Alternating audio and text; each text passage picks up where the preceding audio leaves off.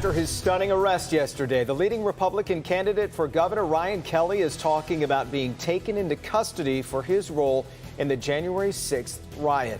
And Kelley is not the only one talking about this. We're also hearing from a man who pleaded guilty to being in the Capitol during the attack. He and about 20 million other people saw his recorded testimony in last night's primetime hearing. So let's turn to our Grant Herms now. And Grant, we haven't heard from these two men before. We have not. Ryan Kelley talked to a radio station on the west side of the state. That Capitol rioter talked to me this afternoon, and both men have very different things to say about the positions they're in.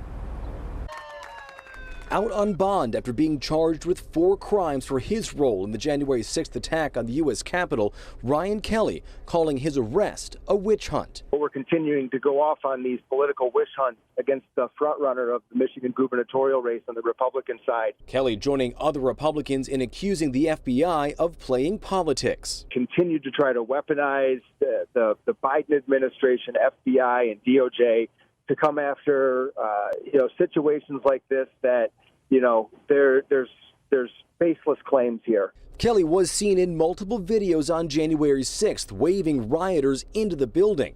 His arrest came on the same day as the first day of the January 6th hearing, where 2 Michigan men, Daniel Herendeen and Robert Shornack, were sentenced for their part in the insurrection, were featured. We were invited by the President of the United States! I did believe, that the election was being stolen, and Trump asked us to come. Basically, he asked for us to come to D.C. that big things are going to happen. Local 4 tried to reach both men today. Herendeen did not return our calls, but Shornack did talk by phone and says seeing his testimony was more than a surprise. They told me that they wanted it for congressional record. I didn't think it was going to be played in a committee hearing. It was going to be 6 nights of primetime TV. Didn't know that was going to happen either.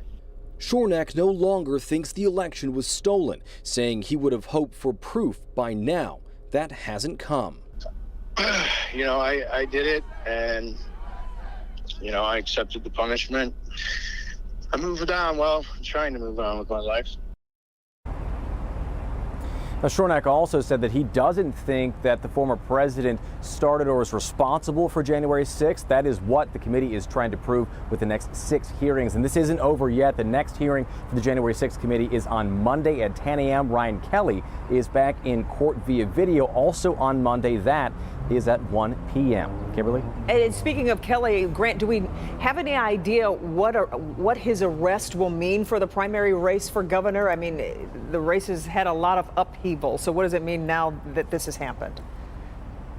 Now, there's certainly been a lot of shakeups in the Republican side of this race. One of the former party insiders that I have been talking to said that he thinks Kelley might actually get a boost from this arrest, not just in name recognition, getting his name out to people who may not know who he is here on the east side of the state, but also winning some loyalty points with the former president and his supporters. Former President Trump has not endorsed anybody in the governor's race just yet, and his supporters are looking to make him a political martyr right now. So this will be one of those things to watch as we get closer to the primary in August. Back to you. And we will be watching. Okay, Grant, thanks.